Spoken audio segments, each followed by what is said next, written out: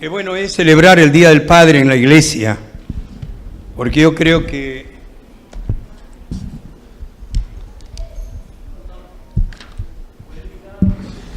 los niños, voy a agradecer a los niños que bajen a su sermón del niño, así que todos los niños nos dejan por un momento.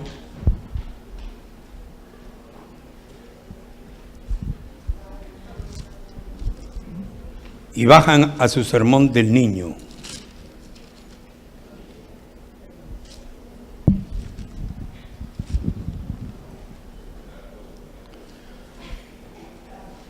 Es muy hermoso celebrar, les decía, el Día del Padre en la iglesia, porque yo creo, desde que conocí al Señor, pude entender que el verdadero Padre que merece la celebración es nuestro Señor Jesucristo.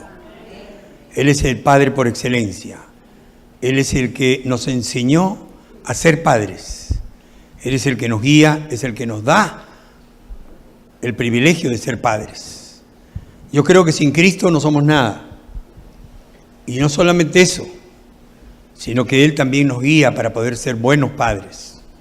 Si alguno de nosotros verdaderamente amamos a nuestros hijos, debemos de ser buenos padres con ellos, buenos guías. Y el mejor ejemplo que le podemos dar es guiarlos a los caminos del Señor, porque solamente así vamos a poder descansar. La palabra del Señor nos dice que cuando nosotros guiamos a nuestros hijos en los caminos del Señor, aun cuando fueren viejos, no se apartarán de Él. Amén. Y el día de hoy quiero tratar con ustedes acerca de un tema relacionado también con los padres, y con un padre sufriente, un padre preocupado, un padre amoroso de sus hijos. Y he titulado esta exposición, Acude a Cristo, acude a Cristo. Y para ello les voy a agradecer que me acompañen al Evangelio según San Juan, capítulo 4, versos del 43 al 53, vamos a leer. Espero en Dios que todos hayan traído su Biblia, que nadie haya dejado de traer su Biblia, porque no podemos andar en un mundo de guerra desprovisto de nuestras armas. Así es que yo espero que todos hayan traído su espada. ¿Verdad que sí? Unos cuantos dicen amén. ¿Y el resto qué pasó? Ahora sí, más o menos. Siempre que venimos a la iglesia traemos la Biblia, porque la Biblia no pesa. ¿Qué es lo que pesa? Los pecados, eso es lo que pesa. Amén. Bien, les voy a agradecer que si lograron encontrar la cita, les pido que se pongan de pie en reverencia a la palabra del Señor y vamos a leerla en el nombre del Padre, del Hijo y del Espíritu Santo. Juan capítulo 4, versos del 43 al 53.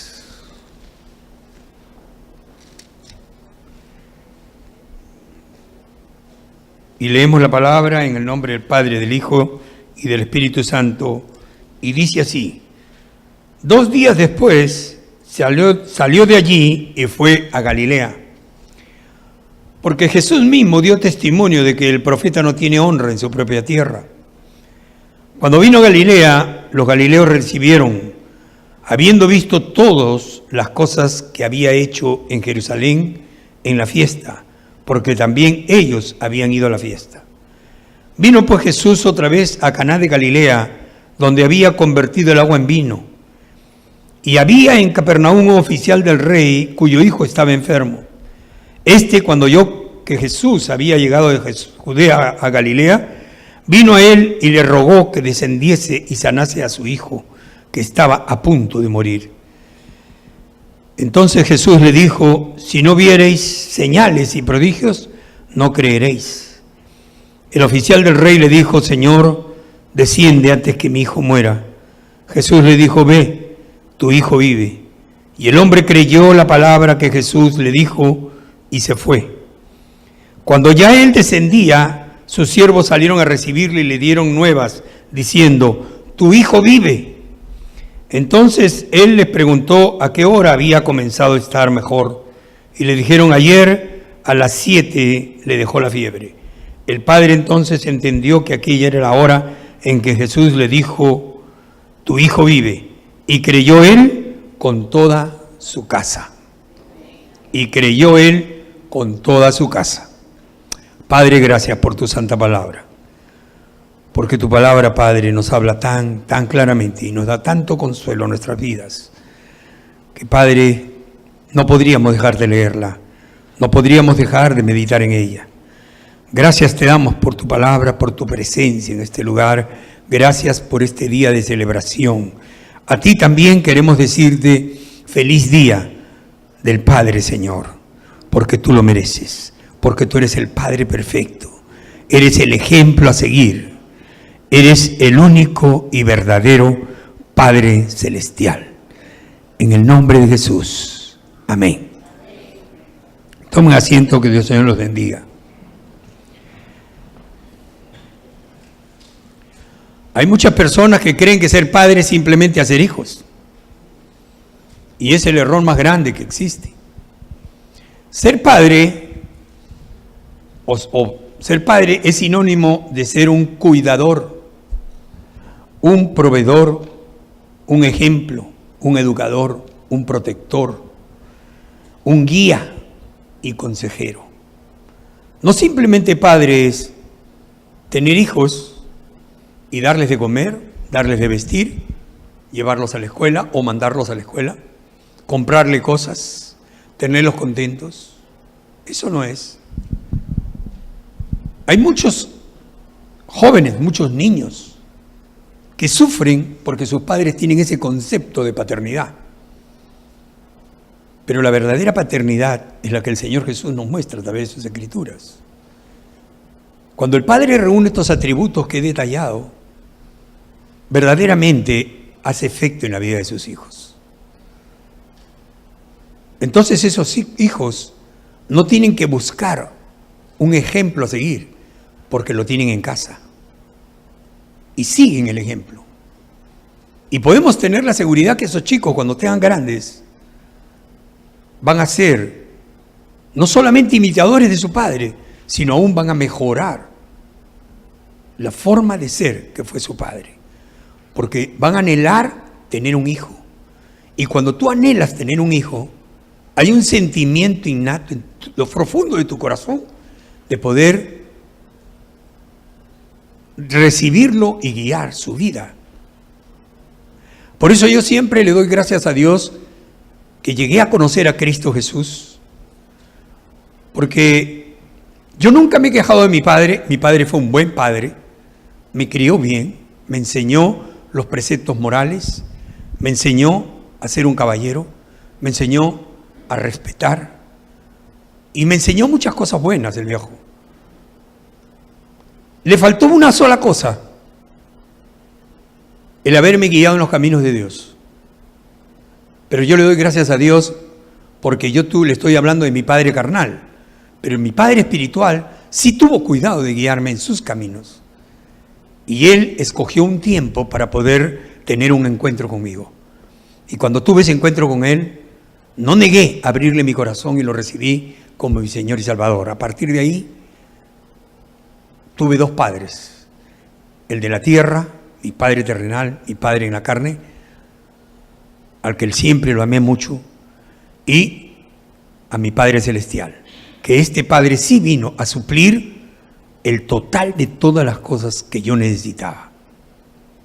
Muchas veces nosotros los hombres, que en este caso somos los padres, vivimos situaciones y circunstancias en que nos sentimos solos y anhelamos el abrazo de un hijo.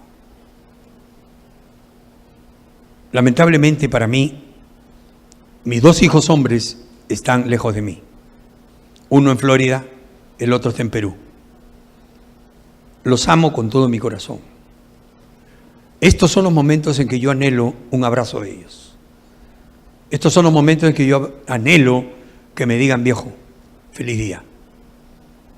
Estos son los momentos que yo anhelo ver su risa, sus alegrías, sus momentos hermosos, de lo que Dios me permitió formar en ellos. ¿Saben qué? Pero eso no opaca que yo me sienta orgulloso de ellos, porque ambos son buenos hijos. Y yo le doy gracias a ellos. Les doy gracias a Dios por ello. Pero el Señor me dio algo más. Me dio 2 hijas hermosas que siempre me paran engriendo y me paran mimando, que siempre están a mi lado, que no me dejan, que cuidan de mí. Y ellas también son el reflejo de lo que Dios me permitió guiar sus vidas. Porque le doy gracias a Dios que todos mis hijos son cristianos. Aman a Dios, temen a Dios y siguen en los preceptos de Dios. Bien, pero ¿a qué nos llevaría esto? Nos llevaría a poder reflexionar un poco sobre lo que es el amor del padre por sus hijos. Cuando un padre ama a sus hijos, es capaz de muchas cosas. Muchas veces nos privamos de algunas cosas con tal de darle a nuestros hijos. Y lo mejor de todo es que a esas veces que nos privamos, guardamos en reserva, en silencio esas cosas, porque no nos gusta que se den cuenta que lo hemos hecho. Yo no sé si eso es un error o es una virtud. Algunos quizás podrían decir, pero no, es bueno que le diga para que sus hijos aprendan a valorar a su padre y al sacrificio que el padre hace. Pero hay otros que dirían, ¿para qué? Si ellos saben que los amo. Además, no quiero hacer aspamiento de lo que yo puedo hacer por mis hijos, ¿verdad? Pero yo lo que quiero es que en este momento nosotros podamos llegar con ese concepto a analizar esta escritura que hemos leído, que acabamos de leer en el Evangelio según San Juan. Y miren, dice que el Señor Jesús vino de Galilea. A Galilea, donde había convertido el agua en vino, a la ciudad de Caná. Él vino de Judea, había estado antes en las fiestas allí en Judea y regresó a Galilea. ¿Por qué regresó a Galilea? ¿Por qué inició su ministerio en Galilea? El Señor Jesucristo había iniciado su ministerio en Galilea porque lamentablemente en la ciudad donde Él nació y creció, nadie creía en Él. Lo que siempre sucede y las Escrituras nos dicen, nunca un profeta es profeta en su propia tierra, ¿verdad? Entonces, el Señor vino a la ciudad donde Él empezó a predicar, donde empezó a formar su grupo de seguidores, de discípulos. Recuerden que en Galilea Él llamó no solamente a Pedro, sino a Andrés, su hermano, a Juan, Jacobo, los hijos de Zebedeo, y siguió reuniendo a sus discípulos. El Señor, cuando llegó allá a Galilea, lo que nos dice las Escrituras es que un oficial del rey, y se trata del rey, el único rey que en ese momento había en ese lugar era Herodes, no era el emperador de Roma, porque si no hubieran dicho el emperador. Entonces Herodes era el rey de Judea. Este hombre era un oficial de ese rey. Y se enteró que había llegado Jesucristo y vino inmediatamente a buscarlo. Él no escatimó molestias por amor a su hijo. Él tenía un hijo que estaba enfermo, que estaba con fiebre, estaba a punto de morir. Acuérdense que en ese entonces, estamos hablando de más de 2000 años atrás, no había los remedios, los avances científicos de medicina que hay hoy en día, que alguien que tiene una fiebre, inmediatamente se le da algo, aún en la misma casa, y le controlamos la fiebre. En aquel entonces no habían esos adelantos. Entonces, o recurrían a los remedios naturales, o en este caso, este padre recurrió al Señor Jesucristo. Y yo me pongo a analizar y pensar, ¿por qué él tuvo que recurrir a Cristo, siendo un hombre que era un oficial del rey, un hombre que tenía dinero, un hombre que tenía un alto cargo, un hombre que tenía una buena vida, un hombre que tenía las comodidades y la capacidad suficiente para poder llevar a su hijo a los médicos? Y solamente puedo llegar a una conclusión, de que él sí lo había hecho, porque es un padre que ama a su hijo, lo está demostrando al preocuparse, al olvidarse de todas sus obligaciones, sus responsabilidades y solamente preocuparse por su hijo. A él le interesaba ver a su hijo sano, él no quería perder a su hijo. Y entonces no escatimó nada absolutamente. Porque ese padre, que estaba preocupado por su hijo, había seguramente gastado mucho dinero en médicos, mucho dinero en medicinas, y al ver que nada de eso podía darle la solución de que su hijo se pueda mejorar, entonces volteó sus ojos a Jesús. Él sabía ya, porque había estado en la fiesta en Judea, de que Cristo hacía milagros. Y sabía que mucha gente lo seguía, y todo el mundo hablaba de Jesucristo. Y hablaba de los poderes que él tenía para poder sanar. Entonces este padre, al enterarse que había llegado a Galilea, él no vivía en Galilea. Él no escatimó salir de la corte del rey que quedaba en Judea y venirse hasta Galilea. Según dicen los geógrafos, Galilea estaba más o menos a 25 kilómetros de Judea. Él no escatimó la incomodidad de tener que salir y ir a buscar a Jesús. Ahora, piense usted por un momento, hermano. Estamos hablando de un oficial del rey, un oficial que tiene poder, que tiene potestad. Él podía haber buscado a uno de sus siervos y decir, ve y tráeme a Jesús de Nazaret para que sane a mi hijo. Pero él no lo hizo así. No utilizó su poder, no utilizó sus influencias para tener que traerlo al Señor Jesús a su casa y que sane a su hijo. Él, su preocupación fue tan grande que dijo, no, yo mismo voy a ir. Y él no escatimó ninguna incomodidad en agarrar, salir de las comodidades de su hogar, ir en busca de la salud, en busca de la solución, en busca de la sanidad de su propio hijo. Eso solamente nos hace pensar que este padre era un hombre que amaba a su hijo. Dice las Santas Escrituras que cuando él llega, cuando el Señor Jesús llega, todo el mundo se acercó a él y dicen que este hombre se acercó del Señor Jesús y le dijo, mi hijo está enfermo. Y le rogó, no solamente le pidió, sino le rogó que descendiera y sanase a su hijo. Yo no sé si usted nota algo en esta parte del versículo. Aquí dice, y le rogó que descendiese y sanase a su hijo. Esta expresión que está en las Santas Escrituras me hace ver que este hombre tenía una fe ciega en Cristo Jesús. Es decir, cuando él le dice, desciende Señor, te lo ruego por favor, y sana a mi hijo, es porque él tenía la seguridad que Cristo lo podía sanar. Una persona que no tiene esa fe, no le pide, sana a mi hijo. Tal vez le podría decir, baja por favor y ve si puedes hacer algo por él. Es una expresión, una forma de más o menos decir que un padre o cualquier persona podría tener. Sin embargo, él le dice claramente, desciende y sana a mi hijo. Tú eres el único que lo puede sanar. Ese hombre tenía fe. Pero me impacta, fíjense ustedes, muchas veces podemos ver nosotros, hay un golpe fuerte en la Escritura cuando nosotros leemos, porque dice que el Señor Jesús, después que el hombre le dice, baja y sana a mi hijo que está a punto de morir, dice que el Señor Jesús le dice, si no viereis señales y prodigios, no creeréis. Y es una forma en que si tú te pones a estudiar exegéticamente vas a encontrar que esta expresión relacionada con la otra hay como un golpe, como una cosa contraria, algo que... Pero esto parece que no fuera lo apropiado. ¿Por qué el Señor Jesús reaccionó de esa forma?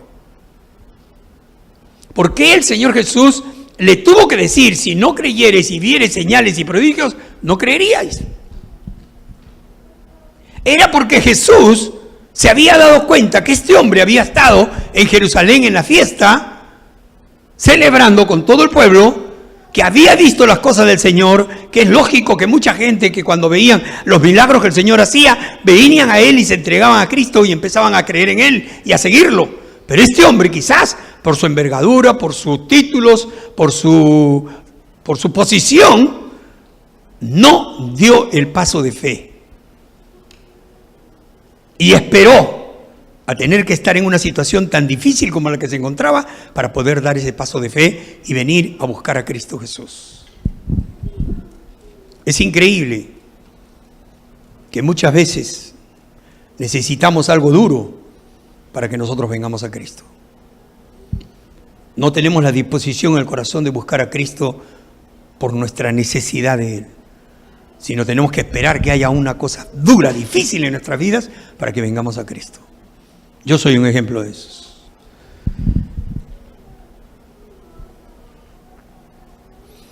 En lo que acabamos de ver en esta escritura podemos sacar 4 lecciones que vamos a destacar rápidamente.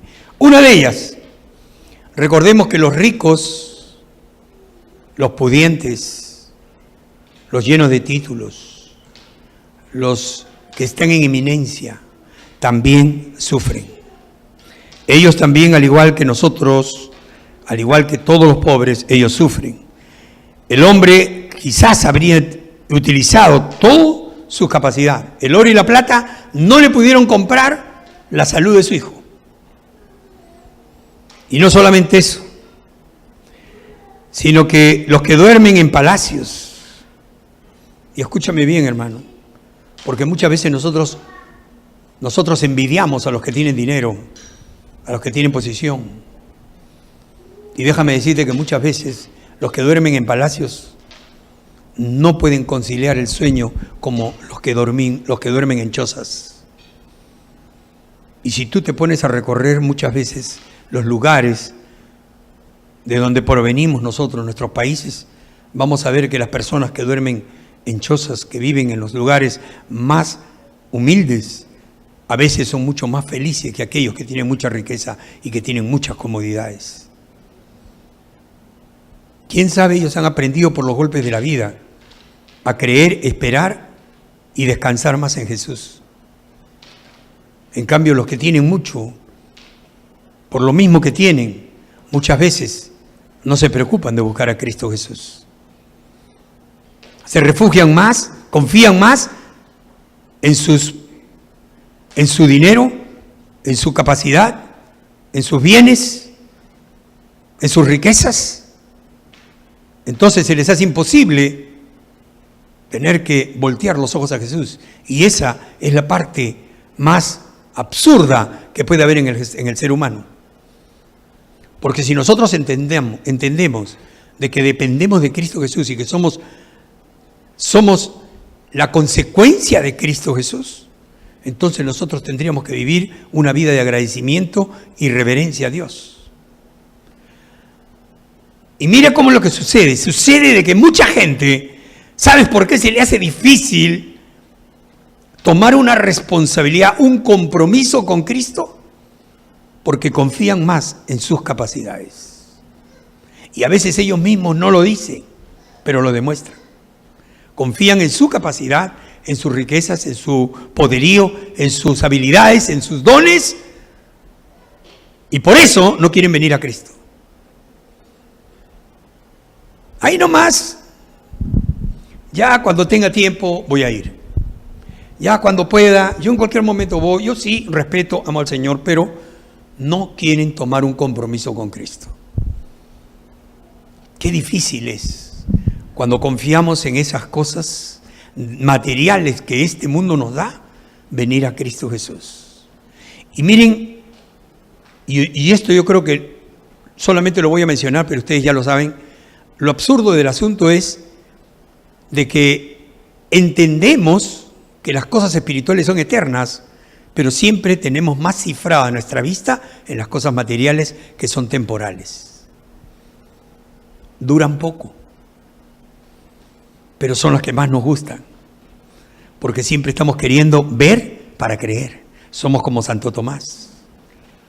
Si no vemos, no creemos. ¿Ah?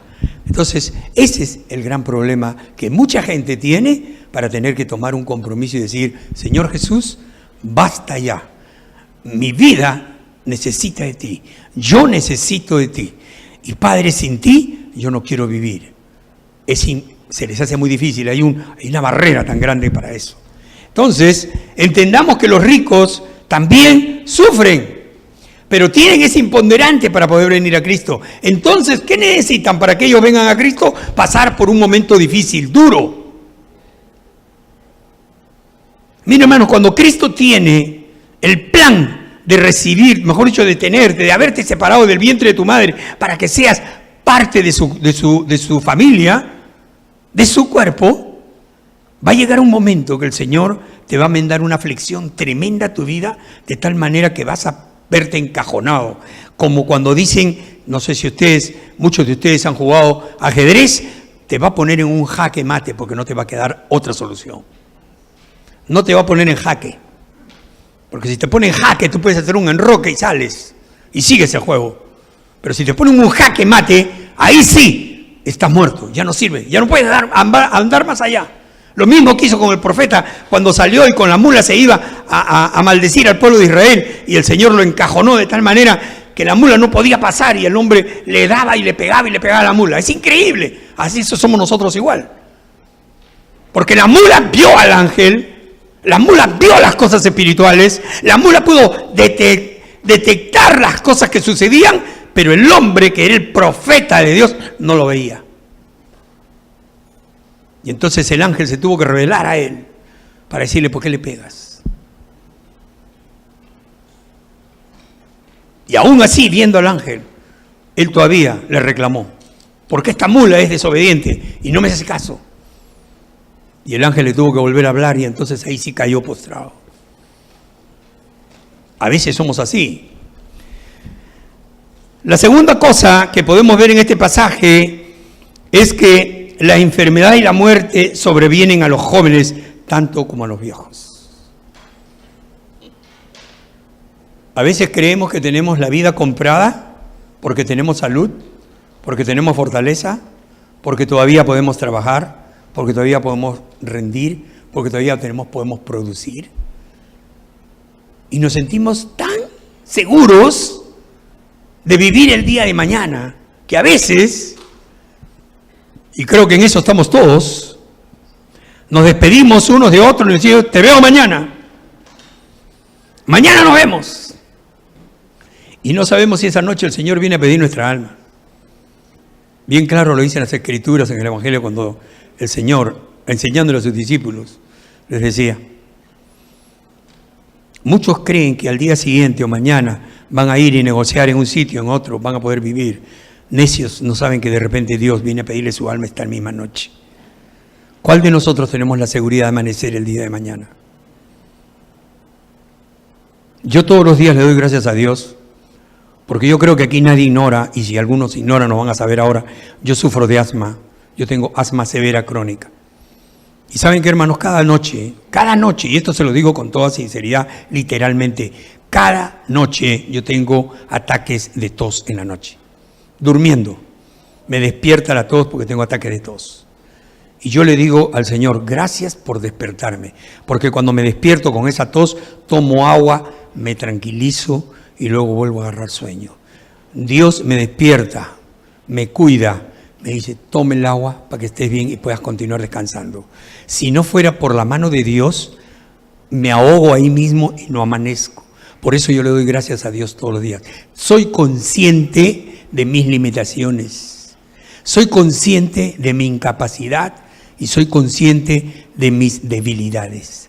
Por eso le doy gracias a Dios. No puedo dejar de darle gracias a Dios diario, todos los días apenas me levanto. Porque si me levanto, para mí es victoria. Un día más que Dios me permite ver su creación, que me permite poder estar entero para servirlo. ¿Cómo no le voy a servir si Dios me cuida y me da las facultades para poderlo hacer? Ninguno de nosotros podemos tener la seguridad de vivir y amanecer si es que no fuera por la mano poderosa de Cristo Jesús.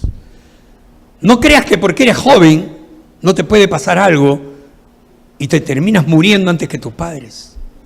Yo sé que la ley de la vida es que los padres tienen que morir primero que los hijos. Pero ¿cuántos de nosotros sabemos que hay muchos hijos que han muerto antes que sus padres? Eso no es novedad. Y hay una estadística que dice que los más fuertes o los más saludables y más jóvenes generalmente se van mucho más temprano que los viejos y débiles. No sé por qué será eso. Pero sí sé que hay un Dios que tiene el control absoluto de toda su creación. Y si es de toda su creación, es un Dios que tiene control también de nuestras vidas. Él siempre está al cuidado de nosotros. El Señor nunca abandona a sus hijos, porque el Señor nos ama. ¿Y por qué nos ama? Nos ama por gracia, por su gracia. no porque nosotros merezcamos nada. Él nos ama por pura gracia.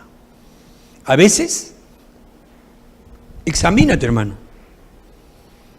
Si eres honesto con Dios, examínate y tú ponte en un espejo y di, verdaderamente, Señor, ¿merezco que tú cuides tanto de mí? ¿Merezco que tú me proveas tanto? ¿Merezco que tú me des tantas cosas para poder vivir en este mundo? Examínate y di, si toda tu vida verdaderamente te puede dar la tranquilidad y la seguridad de que sí, tú calificas para que Dios te dé su gracia. Yo creo que si somos honestos, ninguno de nosotros aquí presentes calificaríamos para merecer la gracia de Dios. Entonces, ¿por qué estamos acá? Por la gracia de Él, por el amor de Él, por la bondad de Él, por la misericordia de Él, porque Él nos ama y porque nosotros somos el concepto, somos el centro del amor de Dios. Porque de tal manera, dice la palabra, amó Dios al mundo, que ha dado a su Hijo unigénito, para que todo aquel que en Él cree no se pierda ni tenga vida eterna. Esa es la palabra de Dios, es la muestra del amor de Dios. Si nosotros valoramos ese amor, no desperdiciemos nuestro tiempo en cosas que van a ser pasajeras, temporales, sino más bien utilicemos bien el tiempo en tratar de buscar cada día más a Dios. Hay dos alabanzas que hemos cantado que me encantaron.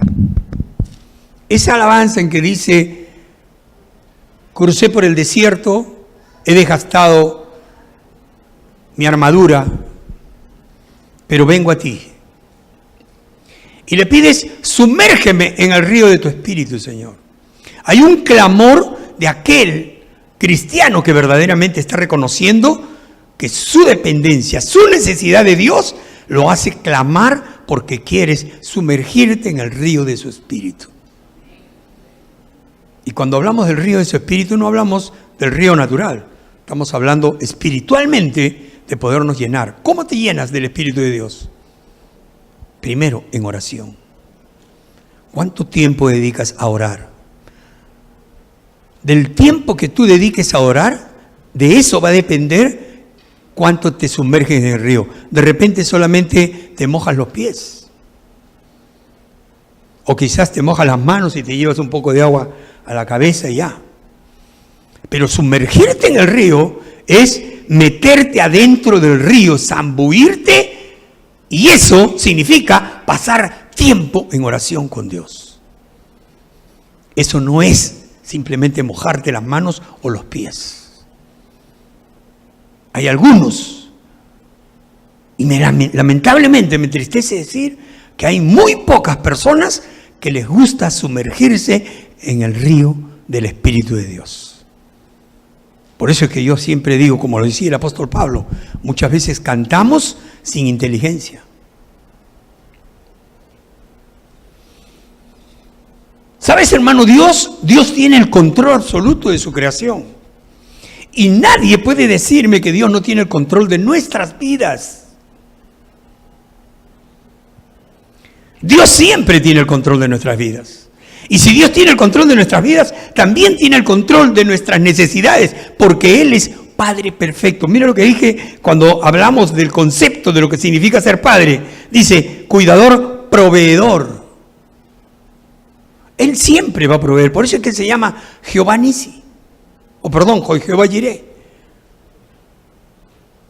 Él es el proveedor. Nosotros no obtenemos nada por nuestras propias voluntades o por nuestras propias fuerzas. Por eso es que a veces yo me río cuando hay personas que me dicen, ay pastor, perdóname, no puedo venir porque tengo que trabajar. Yo sé que hay empresas que hoy en día se ha roto eso y se ha quebrantado de que hay que respetar el día domingo para que el pueblo vaya a adorar a Dios. Este país se está yendo a la quiebra por culpa de esas cosas, porque le ha volteado la cara a Dios, porque se han olvidado de los preceptos de Dios, porque le han dado la espalda al Señor. Por eso es que nosotros vemos tanta desgracia que a veces nos rompemos la cabeza y decimos, ¿pero por qué es esto? Y generalmente volteamos los ojos a mirar a la casa, al hogar, porque los padres no lo han sabido. ¿Sabes qué? Los padres tienen culpa, sí, porque no han buscado de Dios y no le han enseñado a sus hijos a guiarlos en los caminos del Señor. Por eso es que a veces, y les digo una cosa, hermanos, esto no va a parar, eso de que en las escuelas hayan muertes y tantas cosas y todo lo demás, y gente que entra con armas y matan a mucha gente, eso no va a parar, no crean que va a parar, va a seguir. ¿Saben por qué? Porque este país todavía no aprende a voltear sus ojos a Dios, a darle lugar a Dios que verdaderamente merece. Y nosotros, como hombres, como mujeres de Dios, tenemos que darle la cara a Dios. No podemos voltearle la espalda. Porque lo único que vamos a hacer es destruir nuestros hogares, destruir nuestras vidas y destruimos a nuestros hijos. Y la maldición sigue de generación en generación. ¿Y hasta cuándo vamos a seguir permitiendo que esto suceda? En nuestras manos está la solución del asunto. ¿Quieres verdaderamente ver que tus generaciones futuras sean mejor? Este es el momento de que tú voltees tus ojos a Cristo y le digas, Señor, aquí está mi vida. Yo quiero hacer un compromiso contigo. Y te comprometes con Dios. Pero si tú quieres seguir viendo esta destrucción del mundo, que a pasos agigantados cada día se va destruyendo mucho más, sigamos viviendo como vivimos.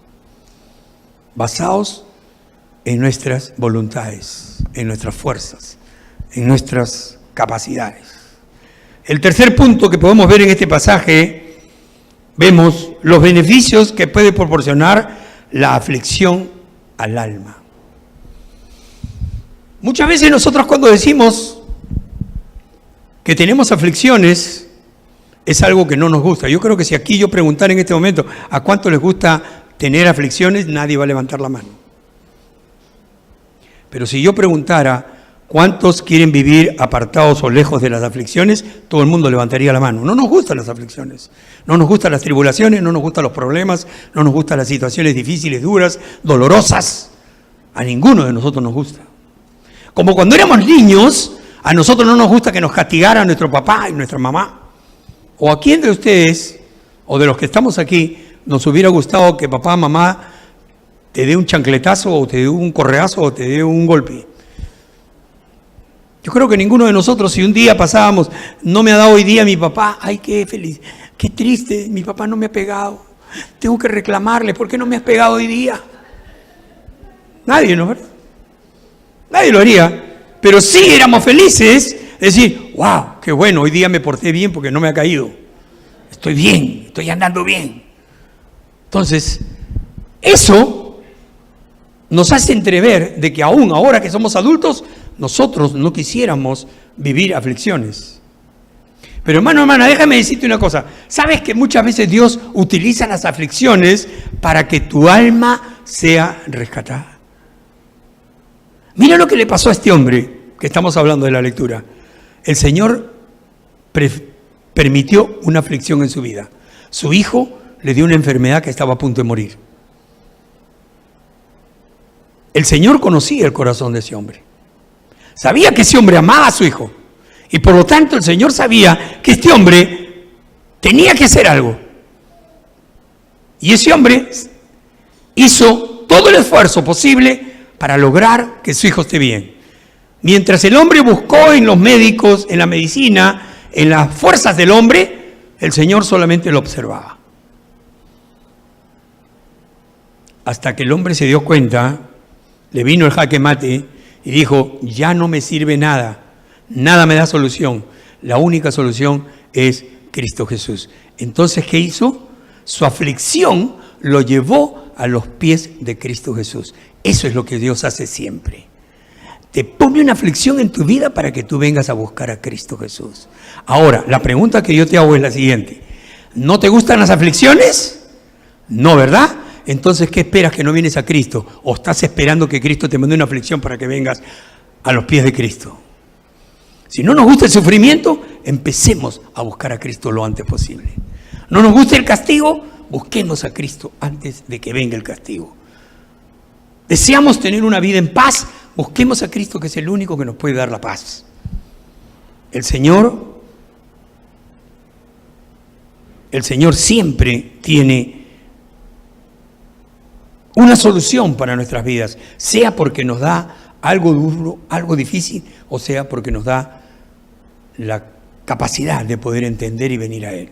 En el Salmo 119, versículo 71, si gustan me acompañan, si no, me dejan que yo se los lea. Salmo 119, el salmo más largo de toda la Biblia.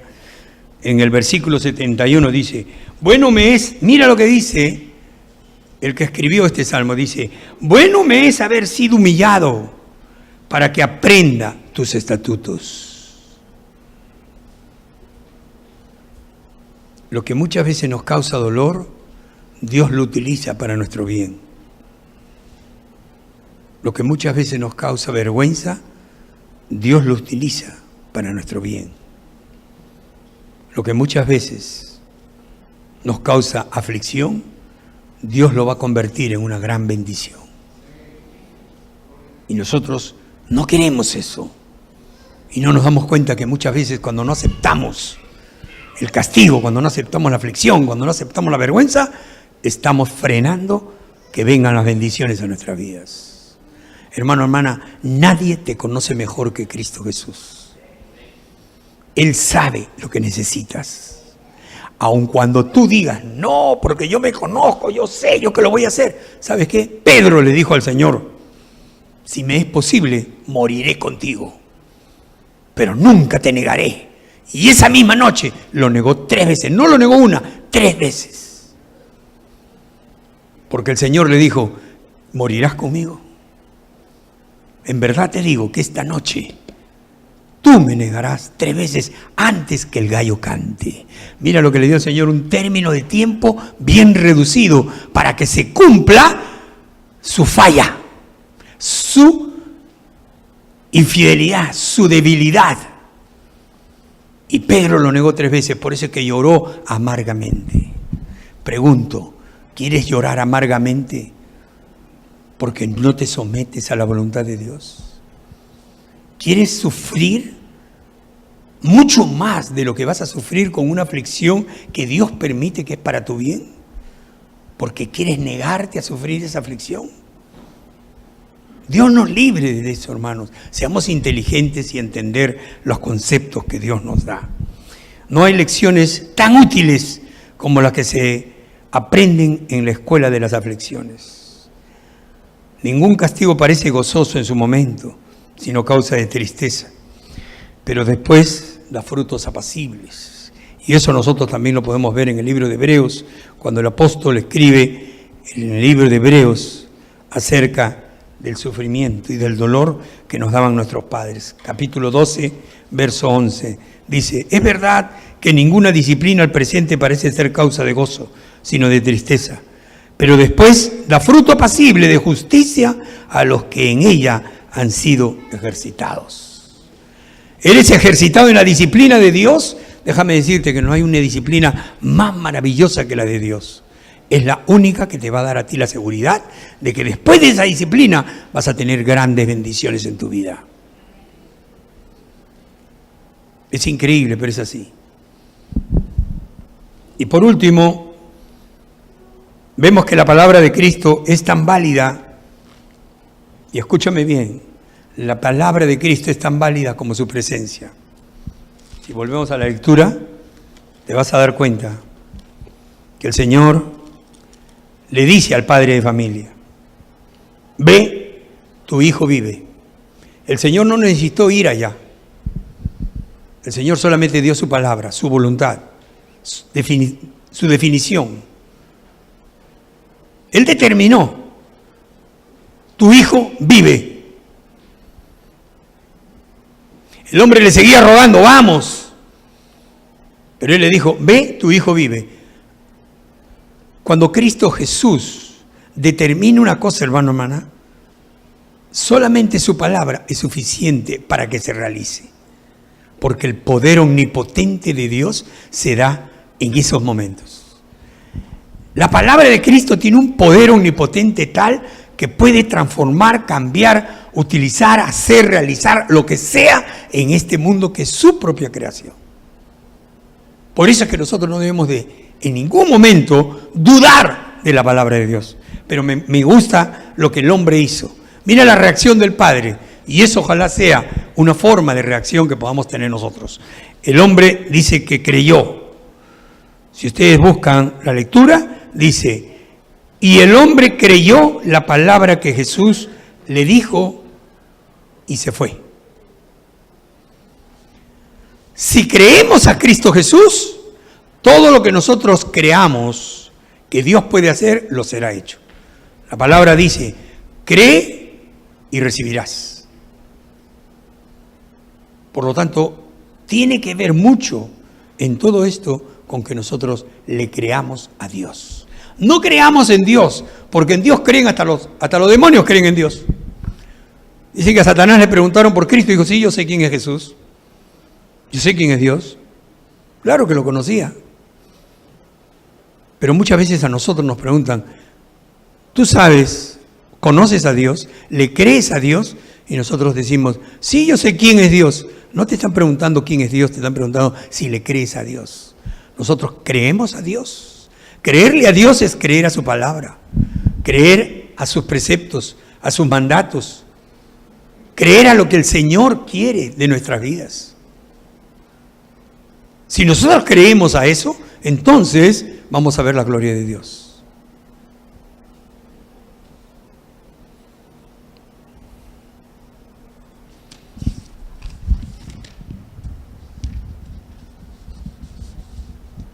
Salmo 16:11. Se los voy a leer.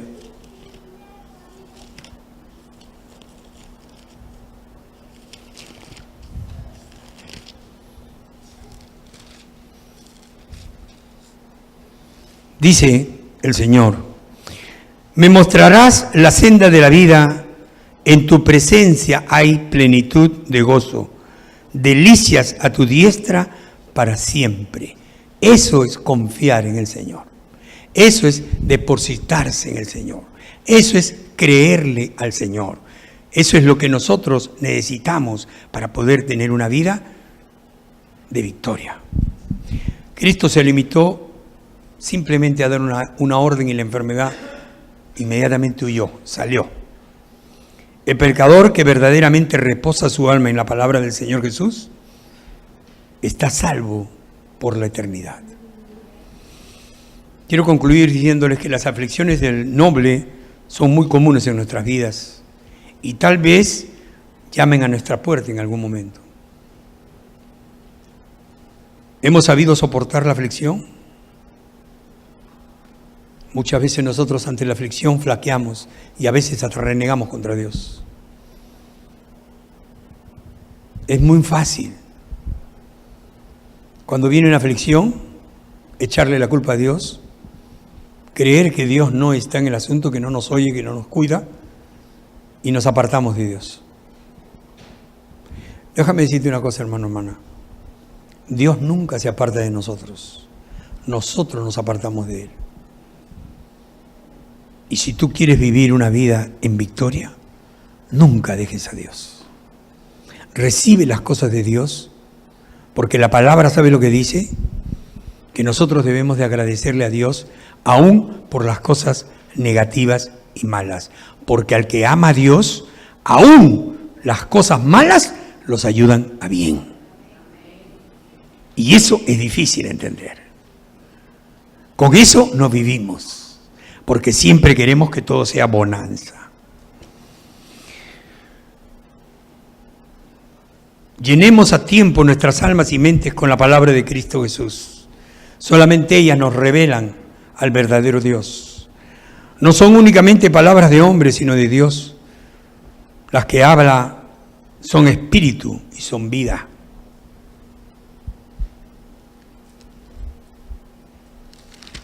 Miren lo que dice Juan 6:63. Escúchelo, por favor. No se preocupe de buscarlo. El espíritu es el que da vida, dice. La carne para nada aprovecha. Las palabras que yo os he hablado son espíritu y son vida. Y es la verdad, hermanos. Estas palabras que hemos hablado hoy día son espíritu y son vida para tu vida. Si tú las recibes y las tomas para ti y las haces parte de tu vida, vas a recibir las bendiciones de Dios. Si tú sigues viviendo apartado de Cristo o en las condiciones en que tú pongas, déjame decirte que Dios es el perfecto caballero. Él te va a proponer, en este momento lo que hemos hablado, el Señor está proponiendo. Esta es la forma que quiero que vivas. Pero si tú dices, no, yo quiero vivir de esta otra manera, el Señor dice, ok, está bien, se va a apartar y te va a dejar. Pero sí te puedo asegurar una cosa, nadie te garantiza que ese sistema de vida que quieres llevar te va a llevar a la victoria y te va a dar la felicidad y el gozo. Pero sí te garantiza que la vida de Cristo y los preceptos de Cristo te darán grandes bendiciones para tu vida. ¿Amén? ¿Amén? Amén. Vamos a ponernos de pie, vamos a orar y vamos a pedirle al Señor que nos guíe en todos estos tiempos.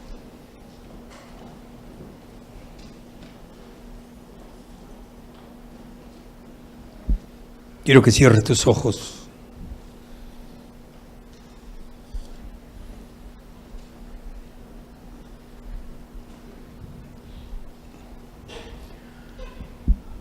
No te voy a pedir que inclines tu cabeza, te voy a pedir que inclines tu corazón a Cristo Jesús.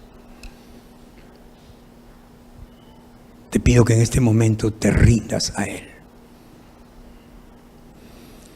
Ya que en Cristo Jesús siempre tendremos la consolación adecuada y las palabras apropiadas que satisfagan nuestra alma.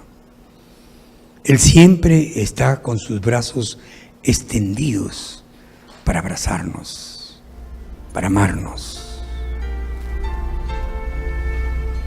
Cristo está esperando por nosotros. Lo haremos esperar. Padre Dios, en tu presencia estamos, Señor.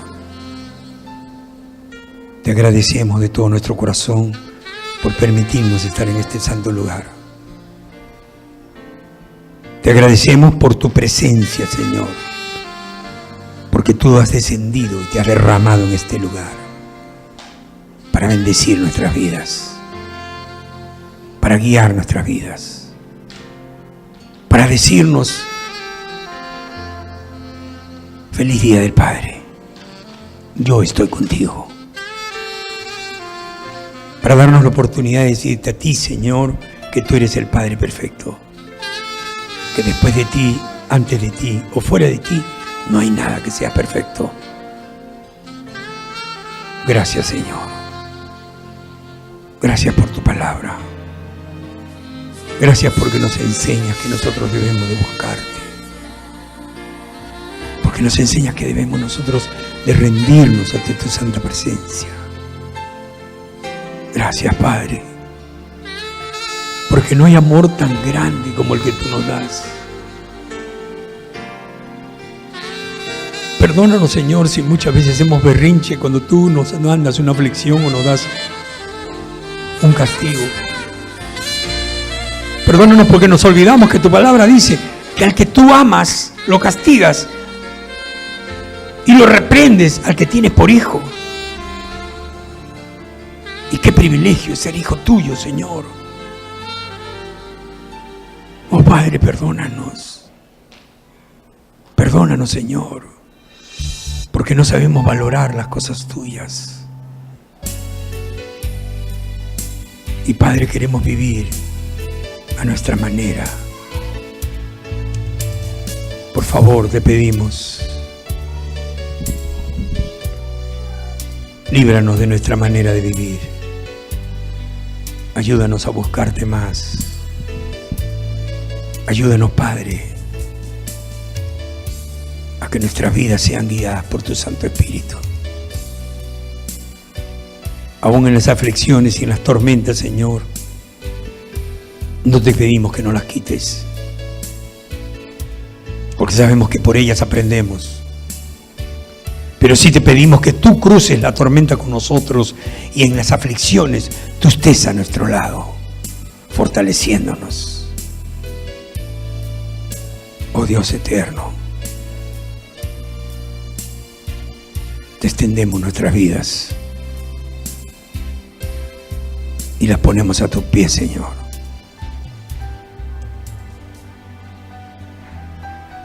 Sigamos orando. Si tú, hermano, alguno de ustedes ha hecho esa oración sinceramente conmigo, yo quiero que levantes tu mano. Levanta tu mano y simplemente, no es para entregar tu vida a Cristo porque ya lo has hecho. Dios te bendiga. Es adquirir un compromiso con Dios. Es decirle, sí, Señor, reconozco que tú eres mi Dios. Y reconozco que aún en las aflicciones deseo que tú estés a mi lado. En las tribulaciones y problemas, tú me cuides y estés conmigo. Es tener ese compromiso con Dios.